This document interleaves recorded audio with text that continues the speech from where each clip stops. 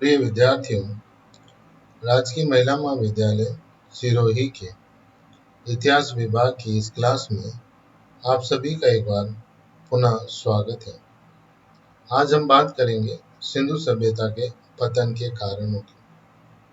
सिंधु सभ्यता के पतन के कारण के लिए इतिहासकार किसी भी एक कारण को पूर्णतः जिम्मेदार नहीं मानते। इस सभ्यता का पतन कब, कैसे हुआ, इस बारे में इतिहासकारों और विद्वानों में कई मतभेद हैं और वे किसी एक कारण को या समय को इस सभ्यता के पतन के लिए जिम्मेदार नहीं मानते। इनके अनुसार इस सभ्यता के पतन के लिए अलग अलग कारण जिम्मेदार थे। उन प्रमुख मतों पर या उन प्रमुख कारणों की चर्चा आज हम बात करेंगे। पहला कारण था जलवायु परिवर्तन।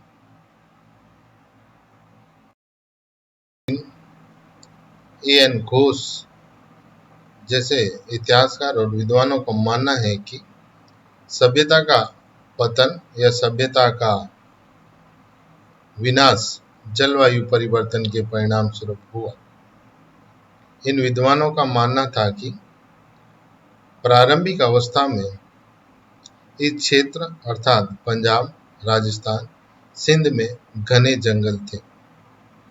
वर्षा अत्यधिक मात्रा में होती थी, लेकिन जैसे जैसे सभ्यता विकसित होती गई, लकड़ी या इन जंगलों पर दबाव बढ़ता गया, जनसंख्या दबाव बढ़ता चला गया और जनसंख्या दबाव के परिणाम स्वरूप जंगल कम होने लगे। जंगल कम होने के परिणाम स्वरूप वर्षा कम होने लगी। वर्षा कम होने के कारण नदी जलधारा में जल की मात्रा कम होने लगी, पानी कम होने लगा और परिणाम सीधा सभ्यता की कृषि और अर्थव्यवस्था पर पड़ा। कृषि और अर्थव्यवस्था खराब होने लगी। कृषि और अर्थव्यवस्था के प्रतिकूल प्रभाव ने इस सभ्यता को पतन की ओर मोड़ दिया, इस सभ्यता को पतनोन्मुख कर दिया।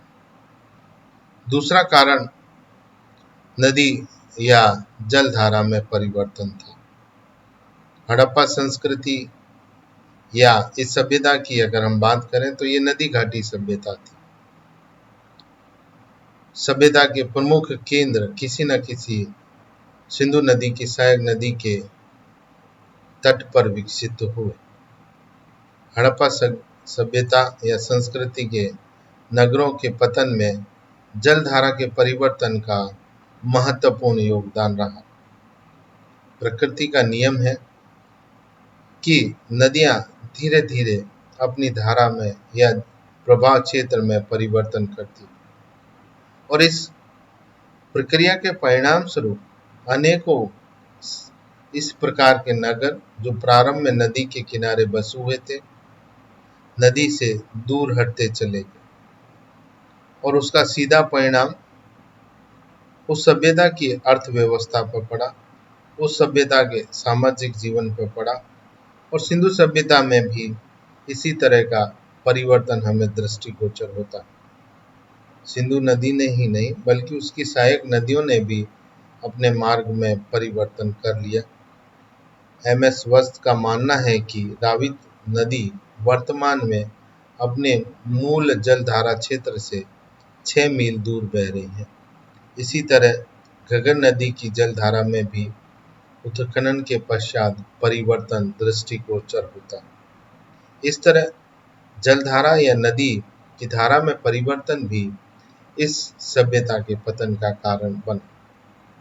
अगला कारण था बाढ़ का आना। सभ्यता नदी तटीय क्षेत्र पर विकसित हो रही थी। सभ्यता के केंद्र नदी तटीय क्षेत्र पर थे और नदी तटीय क्षेत्र के तट पर होने के कारण वर्षा काल या अत्यधिक वर्षा के परिणाम स्वरूप नदी का जल या पानी सभ्यता या केंद्र में प्रविष्ट हो जाता। मैक और राव का ऐसा मानना है और बार बार जल प्लावन या नदी के पानी का सभ्यता केंद्र में प्रविष्ट हो जाने के परिणाम स्वरूप उसका कृषि व्यवस्था पर प्रतिकूल प्रभाव पड़ता, अर्थव्यवस्था खराब होती और आर्थिक व्यवस्था सामाजिक जीवन के ढांचे को तोड़ देती। इसी तरह के अवशेष हमें मोहनजोदड़ो और लोथल के उत्खनन में प्राप्त हुए। तो इस तरह बाढ़ के आने के परिणाम स्वरूप इस सभ्यता का पतन हो गया, ये सभ्यता पतनोन्मुख हो गई। अगला कारण या अगली जो बात थी वो थी आर्यों का आक्रमण या विदेशी आक्रमण भी इस कारण के रूप में पढ़ा जाता है। चाइल्ड, हीलर, स्टुअर्ट, पिगेंट इतिहासकार मानते हैं कि सभ्यता पर आर्यों ने या विदेशी आक्रांताओं ने आक्रमण किया। हीलर अपने पक्ष में ऋग्वेद में इंद्र द्वारा पुरंदर नगर पर आक्रमण या अन्य आर्यों के दुर्गों अथवा पुरों पर आक्रमण की बात करते हैं, उसका वर्णन प्रस्तुत करते हैं।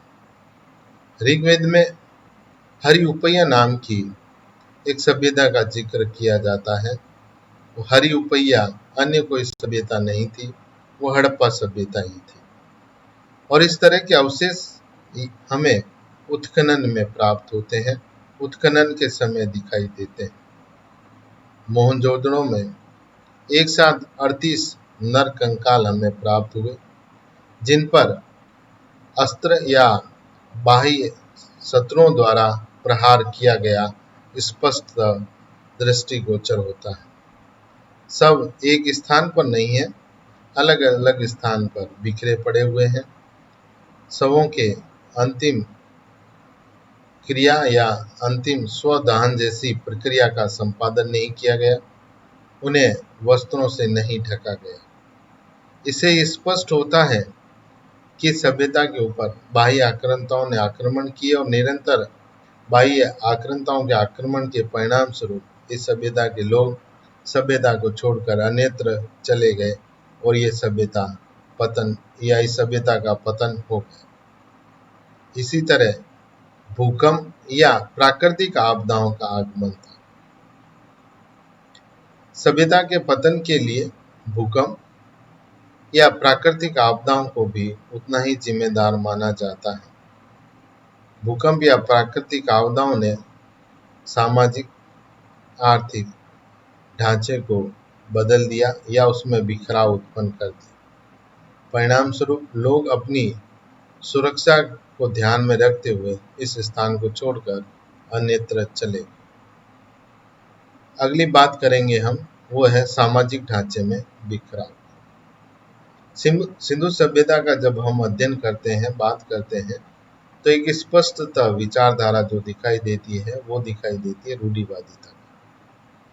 सिंधु सभ्यता में हमें परिवर्तन के चिन्ह दिखाई नहीं देते, एक ही तरह की निरंतरता हमें इस सभ्यता में दिखाई देती। परिणाम स्वरूप इस रूढ़िवादिता और निरंतरता या एक रूपता ने विकसित होते सभ्यता में सामाजिक बदलाव को स्वीकार न करने के परिणाम स्वरूप आंतरिक या अंतः कलह जैसी स्थिति उत्पन्न कर दी, जिसके परिणाम स्वरूप सामाजिक ढांचे में धीरे धीरे बिखराव उत्पन्न होने लगा और उस सामाजिक ढांचे में बिखराव के परिणाम स्वरूप ये सभ्यता टूट गई, बिखर गई या इसका पतन हो गया। अधिकतर विद्वानों का मत है कि सभ्यता का पतन बाढ़ के प्रकोप के कारण हुआ। हालांकि सिंधु सभ्यता का विकास नदी घाटी क्षेत्र में हुआ था, तो इस क्षेत्र में बाढ़ का आना स्वाभाविक था। इसलिए ये तर्क संगत लगता है कि इस सभ्यता का अंत बाढ़ के कारण हुआ, लेकिन केवल बाढ़ को ही या बाढ़ के आने को ही सभ्यता के पतन के रूप में स्वीकार नहीं किया जा सकता। इसके अलावा सभ्यता में आग लग जाना, महामारी फैल जाना, बाह्य लोगों का आक्रमण या सामाजिक ढांचे में बिखराव जैसे अनेक कारणों को हम जिम्मेदार मान सकते हैं। तो इसलिए इतिहासकार या विद्वान का इस सभ्यता के लिए किसी एक कारण को जिम्मेदार नहीं मानते। अलग अलग विद्वान और इतिहासकार इसके लिए अलग अलग कारणों की विवेचना करते हैं। हम उन्हीं कारणों को की नोट्स के रूप में देखते हैं। स्टुअर्ट और पिगार्ड और गार्डन चाइल्ड कहते हैं कि बाह्य आक्रमण के परिणाम स्वरूप ये सभ्यता समाप्त हो गई।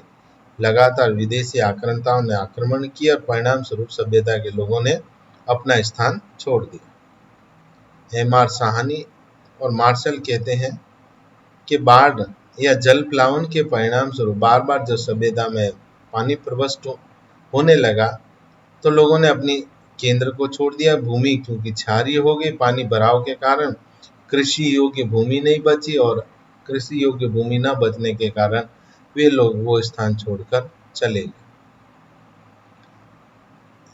जी.एफ. हेल्स जलधारा परिवर्तन की बात को स्वीकार करते हैं। कहते हैं कि घग्गर नदी के बहाव में परिवर्तन या नदी सभ्यता केंद्र से दूर चली गई और इस तरह से ये नदी केंद्र परिवर्तन हो जाने के कारण लोगों को भी वो स्थान छोड़कर अन्यत्र जाना पड़ा। के.वी.आर. कैंडी ने कहा कि सभ्यता में महामारी या कोई आपदा इस तरह की आई और उसके परिणाम स्वरूप ये सभ्यता समाप्त हो गई। मार्शल और ऑक्स कहते हैं भूतात्विक परिवर्तन के परिणाम स्वरूप इस सभ्यता का पतन हो गया। इसी तरह से ऑरेल और स्ट्रेन कहते हैं जलवायु परिवर्तन के परिणाम स्वरूप ये सभ्यता पतनोन्मुख हो गई। वॉल्टर और फेयर सर्विस के अनुसार संसाधनों की असंतुलन के परिणाम स्वरूप इस सभ्यता का पतन हो गया। प्रारंभ में घने जंगल थे, वृक्षों की कटाई होने लगी और वृक्षों की कटाई के परिणाम स्वरूप संसाधनों में या पर्यावरणिक असंतुलन उत्पन्न हो गया और उसके परिणाम स्वरूप ये सभ्यता समाप्त हो गई। इसी तरह हीलर कहते हैं, जो अपनी किताब में लिखते हैं, किताब का टाइटल या किताब का नाम है प्राचीन भारत, उसमें उल्लेख करते हैं कि सभ्यता का वास्तविक पतन जलवायु परिवर्तन था। आर्थिक और राजनीतिक बदलाव भी इसके पतन के कारण थे।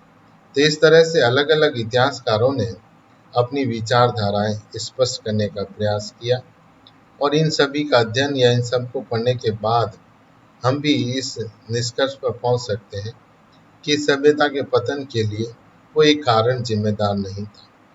इस सभ्यता के लिए पतन के लिए अलग अलग कारण विद्यमान थे या जिम्मेदार थे, जिसके परिणाम स्वरूप इस सभ्यता का पतन हो गया। धन्यवाद प्रिय विद्यार्थी।